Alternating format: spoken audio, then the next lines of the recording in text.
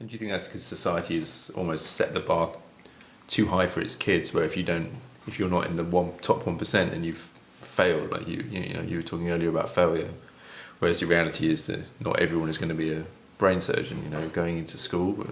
Well, I don't know. I think society's a little confused. I mean, we're in a time where so many different things are changing so rapidly. The amount of information we have, all the choices we have. I mean, I can't speak for my dad, but that generation had a very limited choices, and you kind of just did what was expected of you. Well, now we have, unbelievable amount of choices, and that's overwhelming, especially at a young age. And anybody can think back and go, well, the younger you are, the more choices you are. Well, it's exciting, but you're like, it almost freezes you.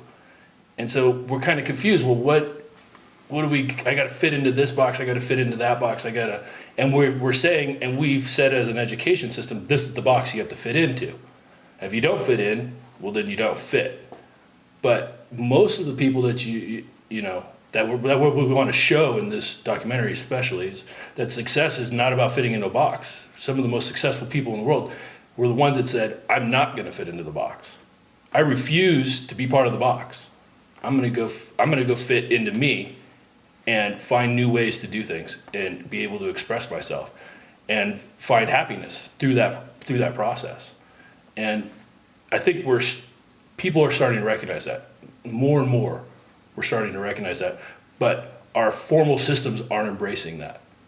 And that's what we're saying, is our formal systems need to catch up. Our societies, our technology is obviously there, but our formal systems that are really allowing these kids to explore or not explore, repress or expand them, is not catching up. And it's in some ways it seems like it's purposefully saying this is it, we're not going anywhere. And that's not going to work. And that's why we're embracing charter schools, because they're saying we recognize that, and all we're going to do is we're going to allow that to happen. We're going to get on board, we're going to get on that train, and we're going to be flexible. We're going to take the opportunities, we're going to try, we're going to experiment, we're going to keep that whole focus the whole time on the student. And if we can do that, well, then now you have this mentality that has grown within a young person that, well, if I don't stay in a career for 10 years, that's okay. That's how things work. And I know how to be flexible. I know how to deal with that change or that failure or that switch. And that's what we have to teach. You're going to fail. Just like my dad was saying, there's nothing out there in anybody's life that you haven't failed. I mean, that's one thing we all have in common. We've all failed.